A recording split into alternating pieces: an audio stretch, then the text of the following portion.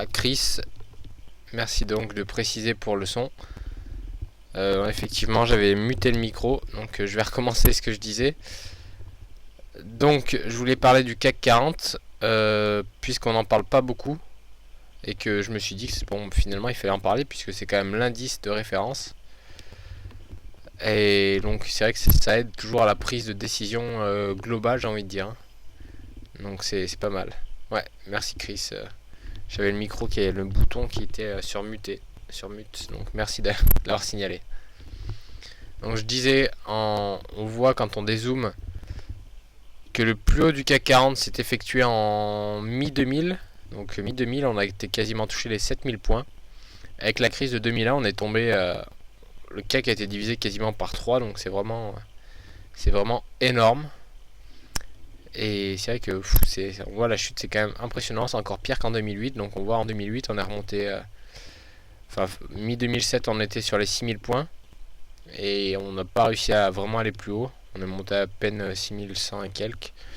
Et on est retombé avec la crise de 2008, donc assez bas sur les anciens supports. Donc le support, lui, par contre, il a quasiment pas évolué, hein, puisque en 2009, on est venu chercher le même support qu'en 2003 à 2400, enfin 2500 pour arrondir. 2500 donc était le support. Et là, donc depuis fin 2011, on est dans une tendance qui est haussière en hebdomadaire, avec l'injection de liquidité de la réserve fédérale américaine. Je pense que ça aide un petit peu, voire beaucoup même. Donc là, pour l'instant, on commence à faire des nouveaux plus hauts depuis un petit moment, puisqu'on n'avait pas atteint ce niveau depuis la crise de 2008, hein, depuis qu'on était en pleine chute. Donc c'est quand même pas mal. Prochain objectif, on pourrait dire les 4500 points, hein, pour avoir une vraie correction majeure, j'ai envie de dire, qu'à voir. Avec les fêtes de fin d'année, etc. On a souvent des petits rallyes, donc je pense qu'il est possible qu'on aille les toucher. Bon, pour l'instant, on a une tendance haussière assez tranquille. Cet été, ça a corrigé un petit peu là. Un petit peu, vraiment en début d'été, hein, au mois de juin principalement, on avait corrigé pour toucher les derniers plus bas. Puis finalement, on était reparti à la hausse, donc gros rallye d'été jusque ouais, mi-août. À la mi-août, après, on avait corrigé pendant 2 semaines, puis là, on est vraiment reparti encore à la hausse, en établissant de nouveau plus haut, donc c'est vraiment pas mal. Configuration vraiment haussière sur le CAC. On va jeter un petit coup d'œil en journalier pour confirmer. Donc là, oui, ça va, en journalier, on voit qu'on a fait une petite correction cette semaine, en fin de semaine dernière, déjà entamée, et que ça poursuivit un petit peu cette semaine, donc avec hier qui a été assez négatif dans l'ensemble. Donc là, bon, pour l'instant, rien d'alarmant, rien de bien violent, donc pour l'instant, la tendance est clairement haussière. Donc voilà. Et avant aussi, je parlais de Lafarge, donc quand le micro était muté.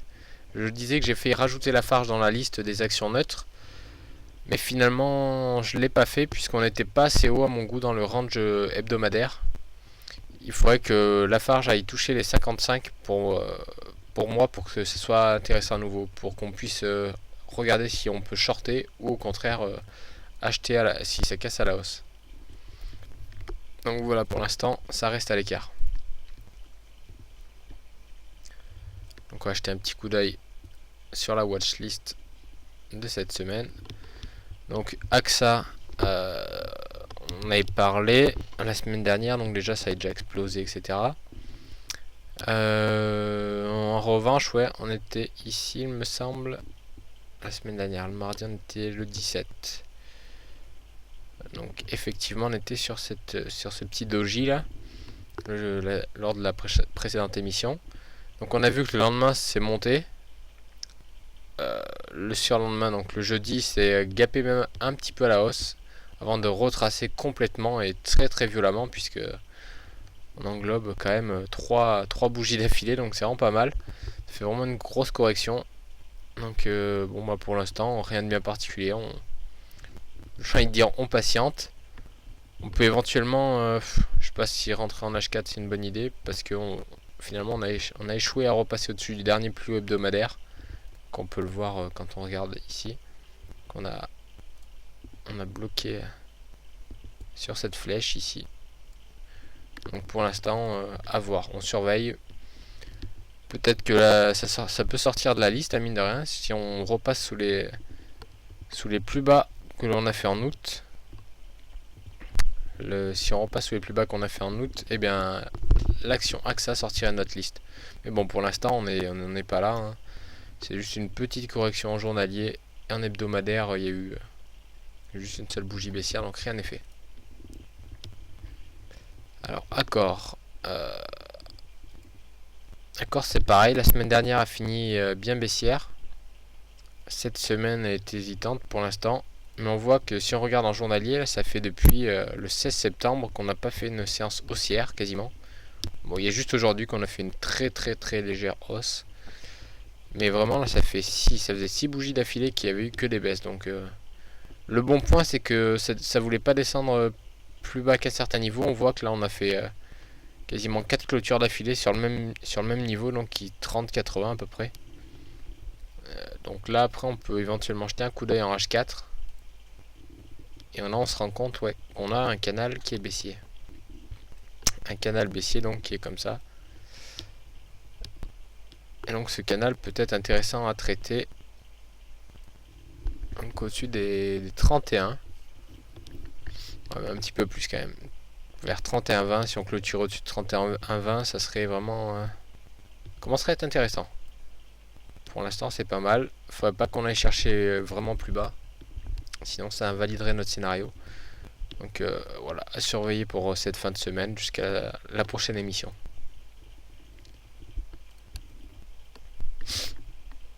Alors Air France.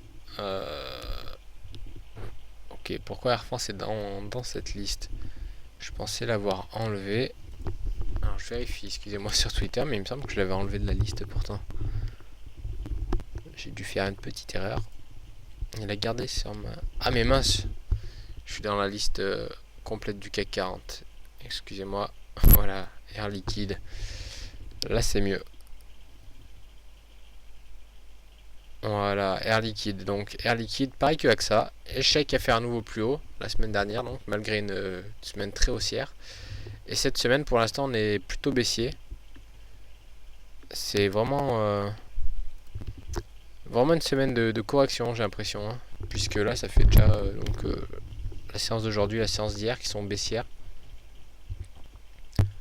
C'est assez particulier, j'ai envie de dire. Je sais pas, bon, peut-être que les nouvelles de Bernanke n'ont pas été très bien accueillies par le marché, je ne sais pas. Donc peut-être que les acteurs hésitent en fait, hein, tout simplement. Ils cherchent à interpréter les moindres mots, moindres tournures de phrases du président de la Banque fédérale américaine. Donc après, peut-être pour ça qu'ils mettent un peu de temps à se décider. Et donc là pour l'instant, c'est vrai que c'est un petit peu mou, voire ça corrige, hein, puisque s'il n'y a personne qui achète, eh bien ça tombe. Donc là pour l'instant, c'est un petit peu le cas. On voit que BNP par contre se porte pas mal. La semaine dernière a été en très légère hausse. Cette semaine est en petite hausse aussi. Donc ma foi c'est quand même pas mal. On est sur 3 séances d'affilée haussières. Le 19 qui était le jeudi je crois du coup. Ouais, qui était le jeudi, on a fait un gap haussier qui a fini très baissier en réintégrant donc le dernier plus haut. Ça me rappelle une stratégie que j'avais lue dans le livre Street Smart, écrit par Linda Bradford Raschke. Elle présente beaucoup de petites stratégies comme ça, très intéressantes à base de gap, etc. Et donc celui-là, je me rappelle plus comment s'appelle cette technique. Je me demande si... Je crois que ça fait partie de la stratégie Turtle Soup. C'était en référence à la stratégie des tortues avec Richard Denis. Donc la stratégie de tortue est simple, hein, ça consistait à acheter lorsqu'on faisait un nouveau plus haut à 20 jours. Et donc là, la Turtle Soup, en fait, c'est une version modifiée par des traders court-termistes, on va dire. Puisque bon, elle, c'est quand même plus du scalping qu'autre chose. Enfin ouais, court-terme scalping. Donc là, dans ce genre de situation, voilà, on fait un nouveau plus haut. Ce qu'elle attendait, elle, c'était une réintégration. Et donc là, si on clôturait dessous le plus haut, le dernier plus haut, donc, et ben cette fois, elle considérait que c'était un signal short, donc, et elle shortait. Et souvent, elle sortait genre une ou deux séances après, maximum. C'était vraiment pour grappiller quelques points. Donc là, on voit que ça aurait pu marcher, puisque le lendemain, la baisse s'est poursuivie avant de remonter un petit peu. Donc pour les traders court terme, on voit qu'il y avait 50,83. Bon, il y avait 0,30 centimes à prendre, mais bon, après, c'est toujours... pour les scalpers, ça suffit largement, donc voilà. Donc BNP, pour l'instant, rien à faire particulier dessus. La tendance est toujours haussière, donc on maintient. On maintient l'avis d'achat et on attendra des corrections. Alors, Bouygues. Bouygues, c'est assez douteux, j'ai envie de dire. Bon, la semaine dernière a fini en doji, légèrement baissier. Cette semaine, on a fait une nouvelle mèche vers le bas, puis on est reparti à la hausse. Donc pour l'instant, on est aussi sur la semaine. Excusez-moi, pardon. On voit que la séance d'hier était très négative, mais que la séance d'aujourd'hui était très positive et mieux que la séance d'hier, donc c'est vraiment pas mal. On clôture sur un nouveau plus haut, enfin sur un nouveau plus haut dès clôture en tout cas. Donc c'est pas mal, on se maintient. Moi j'aime bien la configuration, ça me plaît. On voit en H4. H4 c'est pas mal, ça vaudrait presque le coup d'acheter d'ailleurs, hein, je suis en train de regarder. On aurait pu acheter à la clôture de la bougie de plus 4 heures, ouais. À l'ouverture à 16 heures, à partir de 16 heures on aurait pu acheter. C'était pas mal, la bougie a clôturé au-dessus du dernier plus haut, etc. C'était pas mal, une petite correction un peu légère, mais ça pouvait être une bonne entrée. Donc éventuellement à surveiller demain. Bon, malheureusement je suis en train de réfléchir que demain je ne suis pas là. Je suis occupé demain matin et après-midi.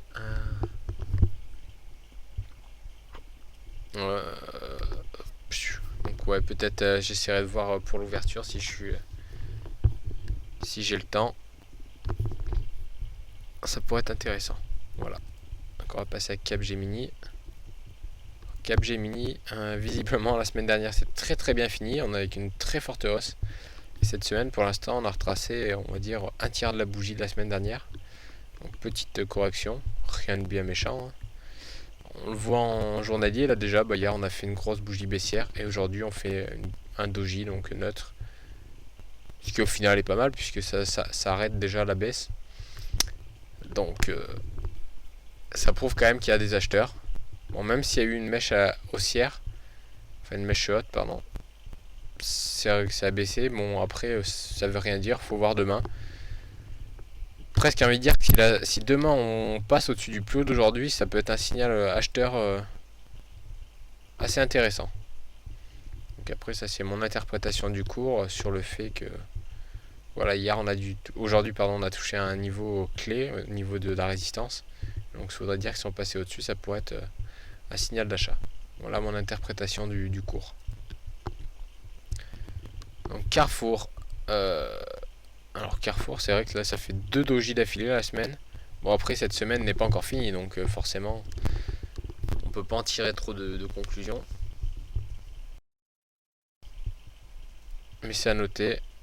Donc là on voit en journalier, on fait un range, toutes les bougies haussière et baissière, clôture, enfin le corps est sur le même niveau à peu près, donc c'est pas très intéressant, il n'y a rien à en tirer. Éventuellement en H4. Ouais, même en H4 c'est pas très très joli, donc Carrefour pour l'instant on laisse de côté. Alors Danone. Alors Danone fait partie de notre très maigre liste. Mince, j'ai tracé une flèche. Notre très maigre liste d'actions neutres. Je l'ai mise il y a une semaine ou deux, donc certainement il y a 2 semaines pour l'achat. Donc là cette semaine, pareil que les autres un petit peu. Des petites corrections aujourd'hui. Aujourd'hui et hier globalement. Non, plutôt hier d'ailleurs. Donc là c'est pour vraiment jouer le range, hein. Donc le range en weekly, on voit clairement que j'ai fait déjà les flèches, etc. Donc ça, je pense que c'est toujours intéressant. Pour l'instant on est bien parti. On a une petite correction au milieu, donc on peut voir en H4, ça peut être intéressant pour les retardataires, j'ai envie de dire, pour ou pour ceux qui sont rentrés en avance, enfin à l'heure je veux dire plutôt, et qui ont envie de pyramider. Si ça range encore un petit peu, ça peut être intéressant. Alors, voyons voir EDF. Alors EDF était dans un petit triangle, et finalement cette semaine on est en train de sortir à la hausse, donc c'est vraiment bien. C'est excellent même, j'ai envie de dire. La semaine dernière, donc le 17, l'émission, on était là, d'accord. Donc finalement, on n'a pas trop baissé, on est reparti assez rapidement. Donc on voit qu'hier on a stagné, puis aujourd'hui on a fait une belle bougie haussière. Le cours a l'air motivé pour repartir, donc c'est vraiment bien. Je rappelle qu'on a une position longue sur EDF, donc qu'on traîne depuis un bon moment. Je ne sais plus quand exactement. Je crois que j'ai acheté à 20,08 ou un truc comme ça. Donc là on voit qu'on est à 22,30, donc c'est pas mal, c'est une belle affaire pour l'instant. Alors Essilor, le deuxième de notre liste d'actions neutres, et la deuxième et la dernière d'ailleurs, je suis en train de penser. On voit que là par contre on a fait une grosse bougie baissière en hebdo, donc ça veut dire qu'aujourd'hui et hier on a... Oui en effet, on voit là les deux grosses bougies baissières qu'on a fait, donc je ne sais pas pourquoi c'est si baissier. Peut-être le secteur, peut-être l'entreprise elle-même qui a eu des mauvaises nouvelles, je ne sais pas.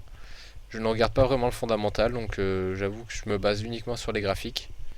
Dans ce genre de situation, je sais pas trop ce qui se passe. Bon après je peux aller jeter un oeil toujours pour me tenir au courant et pour éviter d'acheter alors qu'il y a une mauvaise, des mauvais chiffres ou des mauvaises nouvelles, etc. C'est ça, quand il se passe quelque chose comme ça, une correction un peu soudaine, sortie nulle part et assez forte, ne pas se placer contre, quoi. Il faut réfléchir avant, donc se tenir au courant et voir ce qui s'est passé, et après on avise. Donc là ici l'or pour l'instant c'est vrai que là ça baisse assez fortement, donc on va rester à l'écart. On va éviter d'y toucher.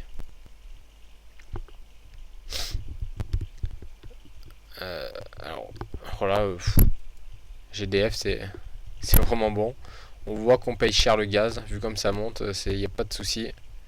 Les bénéfices sont présents. La semaine dernière a fini en hausse, cette semaine est bien partie aussi. On voit donc la séance d'hier neutre, légèrement haussière, et aujourd'hui une séance absolument extraordinaire. Là on passe encore une énorme bougie verte, c'est assez impressionnant quand on voit déjà la hausse qu'il y a eu depuis... on va dire que la hausse elle a même débuté le 6 septembre. C'est vraiment monté tout droit, on voit là, c'est vraiment... ça corrige même pas vraiment, ça corrige même pas un peu. Il y a eu une légère pic baissière ici, puis hop, finalement ça a même fini à la hausse ce jour-là, donc vraiment rien à dire. Hein, EDF, c'est vraiment, GDF pardon, c'est vraiment solide. Profitez-en. Alors, LVMH. LVMH a fait son entrée dans notre liste cette semaine. Donc la semaine dernière, on a clôturé très fortement. Donc ça c'est pas mal. C'est ce que l'on veut. On cherche de la force à la vente ou à l'achat, mais on cherche de la force. Donc là on voit la semaine dernière a été exceptionnelle en termes de force. Cette semaine un peu moins. Pour l'instant on est très légèrement négatif. Et on a été faire une mèche basse assez conséquente. Donc on va jeter un petit coup d'œil en journalier pour voir à quoi ça ressemble. Bon en fait hein, c'est somme toute classique, hein, j'ai envie de dire. Hier c'était baissier, donc comme on a pu le voir sur la plupart des actions. Et aujourd'hui c'était haussier. Donc, la clôture d'hier se trouve à peu près au niveau de... La clôture d'aujourd'hui pardon se trouve à peu près au niveau de la clôture de l'ouverture de hier. Donc rien d'alarmant, donc on va dire que la semaine commence à partir de maintenant. Enfin, j'ai envie de dire ça, je dis ça, enfin, vous me comprenez quoi, c'est que là on est neutre, et finalement donc la semaine elle commence à partir de maintenant, j'ai envie de dire, les investisseurs vont prendre leurs décisions à partir de maintenant. Là si on continue la hausse, bah, c'est qu'il faut acheter, et si on repart à la baisse, ça sera peut-être bien qu'il faudra vendre ce moment-là. Mais bon après, j'ai pas envie de dire de vendre maintenant, puisqu'on est quand même en tendance très fortement haussière. Si on repasse sous 140, là la vente nous intéressera.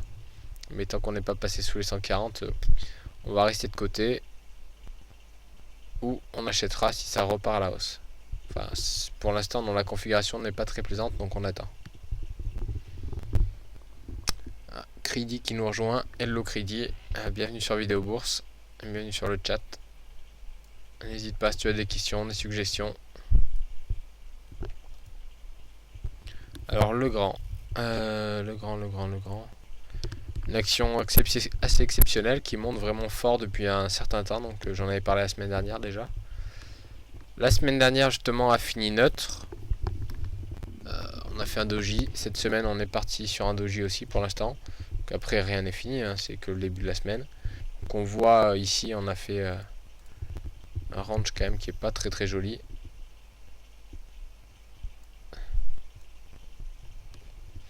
Je t'en prie, Crédit, y a pas de... C'est comme ça que ça se passe sur Vidéo Bourse. On accueille les membres avec plaisir. Le but c'est quand même que tout le monde apprenne et qu'on participe tous ensemble, qu'on fasse des choses assez sympas.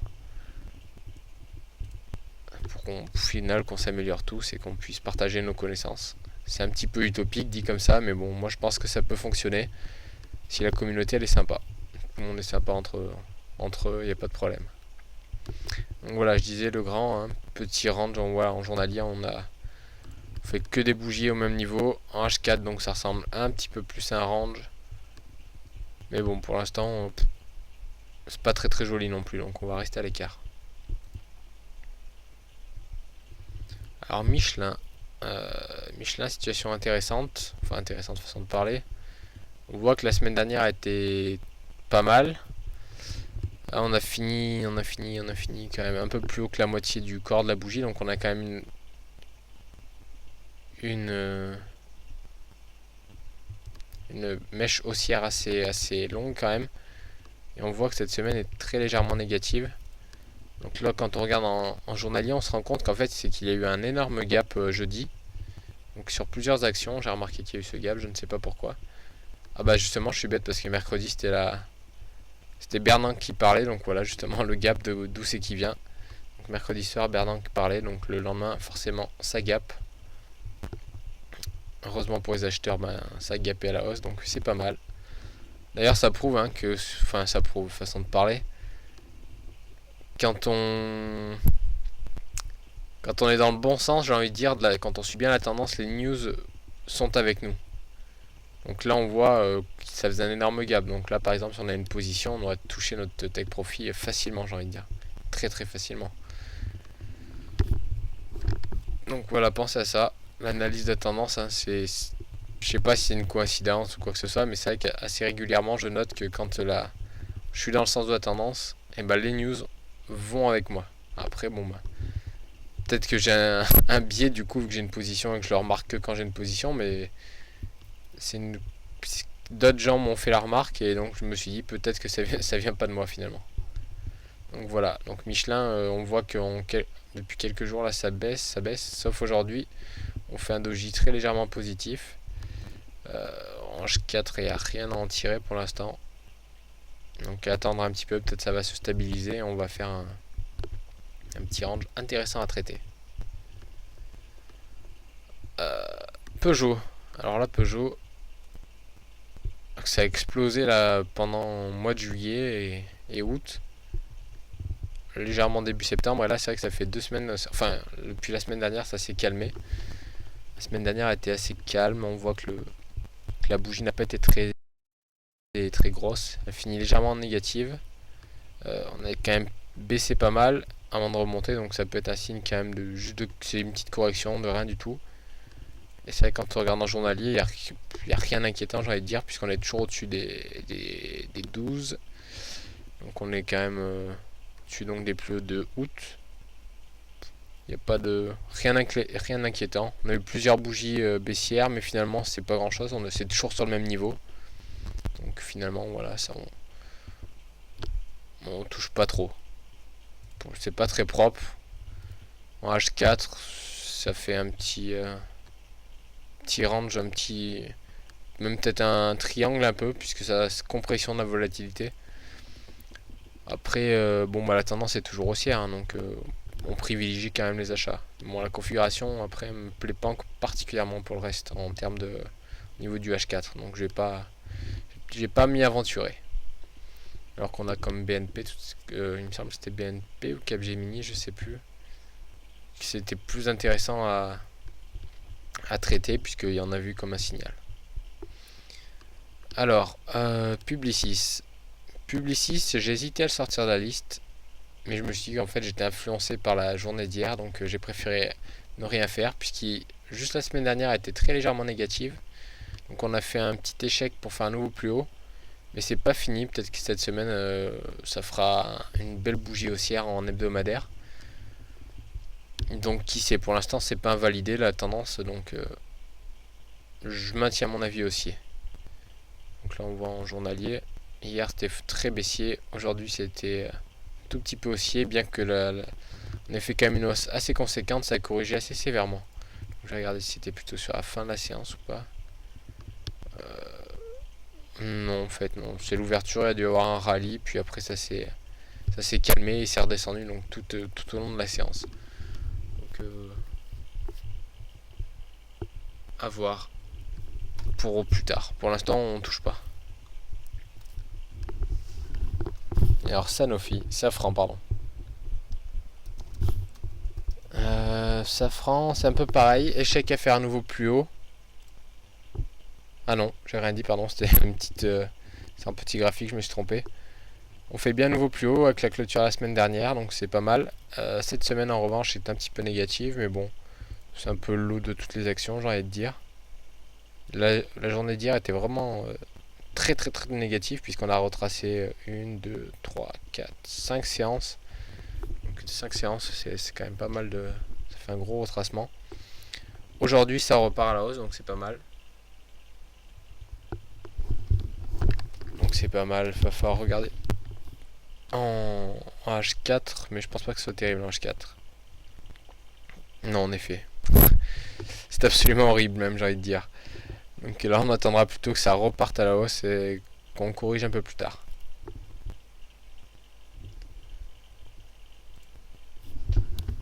Alors, Saint-Gobain.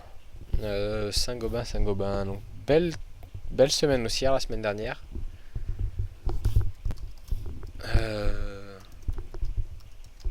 Mais cette semaine on corrige quand même un petit peu.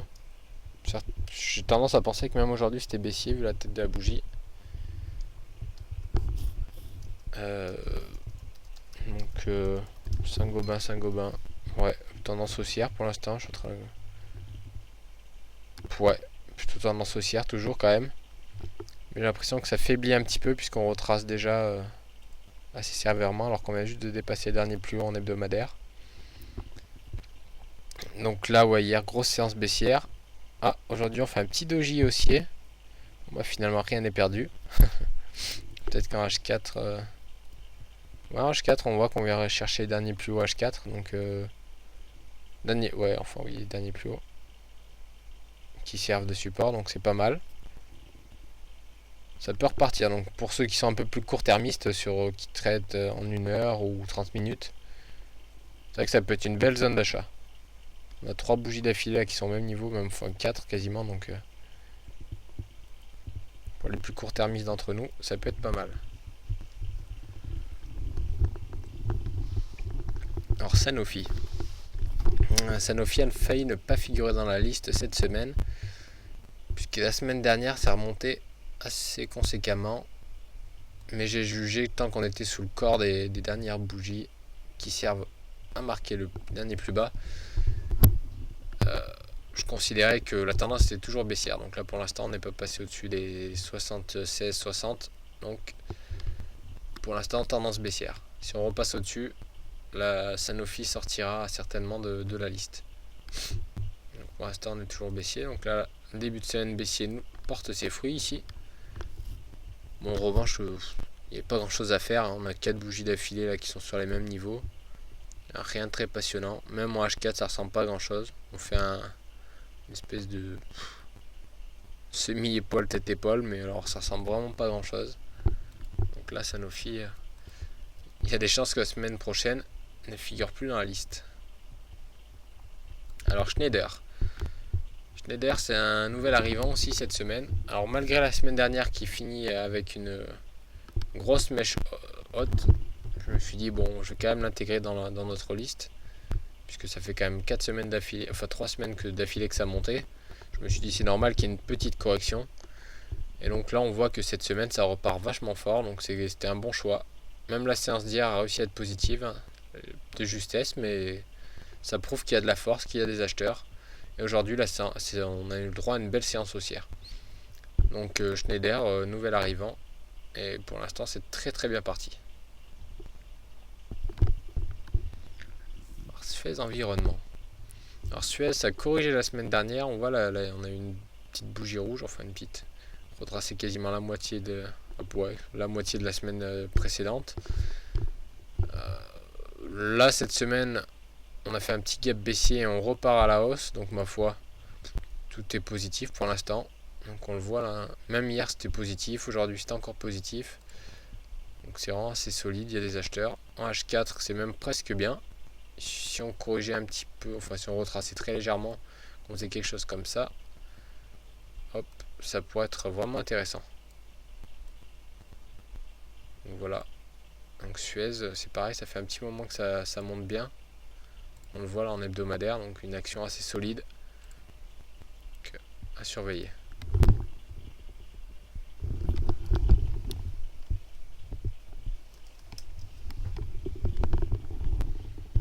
Alors, Technip. Pareil, nouvel arrivant dans la liste. Alors, j'hésite à le mettre parce que franchement, c'était pas terrible. La configuration ne me plaît vraiment pas. Ça fait un espèce de truc comme ça. Une espèce de. Je sais pas vraiment ce que ça fait, mais ça fait un peu bizarre. Du coup, j'ai hésité, mais je me suis dit, bon, si on trace une résistance comme ça, on est passé au-dessus des derniers plus haut. La semaine dernière a fini en très forte hausse. Je me suis dit, allez, pourquoi pas donner une chance. Là, on voit pour que ça, on a fait un gros gap baissier lundi. Que pour l'instant, on est baissier sur la semaine. Donc, il est possible que la semaine prochaine, Technip ne figure plus dans la liste. Donc là, on voit aujourd'hui, on a fini très légèrement haussier. Et hier, on était très baissier en plus du gap. Donc, Technip pour l'instant, c'est vrai qu'il m'a. J'étais déjà peu convaincu au départ, mais là, il est en train de vraiment me perdre. Donc, peut-être bien que la semaine prochaine, l'action sortira de la liste. Alors, Total, alors là, rien à dire. L'action, grosse semaine qui commence. La semaine dernière a été un petit peu négative. Pas grand chose. On a fait un petit doji.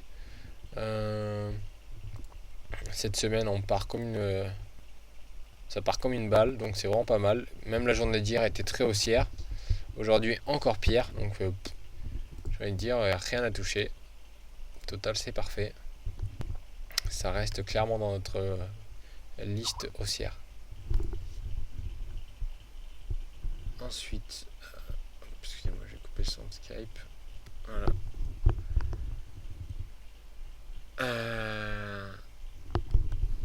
Alors, la semaine dernière a fini très légèrement haussière, mais on n'a pas réussi à dépasser le plus haut de la semaine précédente. Et cette semaine commence baissière, donc on voit en journalier qu'on a fait un petit range depuis le 10 septembre, on est sur les mêmes niveaux. Donc la journée d'hier négative, bon là en plein milieu du range, rien de particulier. La journée d'aujourd'hui un petit peu positive, on a retracé la moitié de la bougie d'hier. Donc en H4 ça ressemble pas à grand chose non plus. Donc on va rester un petit peu à l'écart de Valeo pour l'instant. Je rappelle que Valeo aussi on a une position dessus. On est acheteur depuis. En Valeo on a acheté en juillet, donc vous dire. En juillet c'était où? Je crois que c'est la première semaine on l'a acheté. Je crois que c'était le 3 juillet il me semble, la première séance. Et il me semble que j'ai acheté par là. Donc on était à peine au-dessus des 50, il me semble, 52 ou un truc comme ça. Donc, vous voyez là on a 63,07, donc c'est vraiment une très très belle valeur Valeo, très forte. On peut le voir d'ailleurs en hebdomadaire, c'est vraiment monté très très très fort tout le temps. Et ça corrige 3 fois rien, donc c'est parfait. Et donc voilà une valeur qui a encore bien sa place dans notre liste. Vallourec, donc la semaine dernière, tout petit peu haussière, on était sous le niveau des 50, ça a buté. Donc cette semaine, le test c'était de passer au-dessus des 50. Pour l'instant, grâce à la journée d'hier qui était extrêmement positive, donc là encore ça montre qu'il y a des acheteurs. Quand on voit toutes les actions qui étaient négatives, on voit que les actions qui ont une séance positive hier, c'est vraiment les plus fortes. C'est celles qu'il va falloir acheter qui nous intéressent. Donc là c'est le cas, en plus ça a clôturé au-dessus de 50, au-dessus des plus hauts de la semaine précédente. Vraiment parfait. Aujourd'hui la tendance était encore haussière, enfin la séance était encore haussière. Que du bon pour Vallourec, hein. C'est vraiment...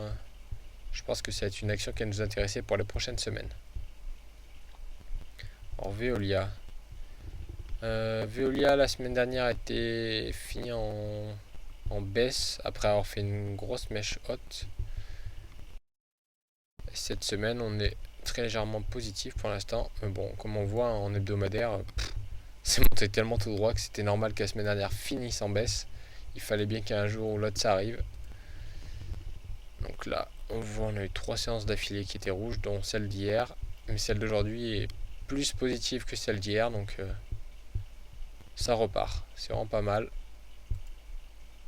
C'est vraiment pas mal.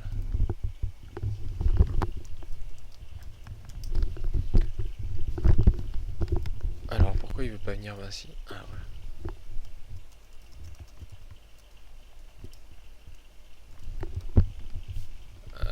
Alors Vinci.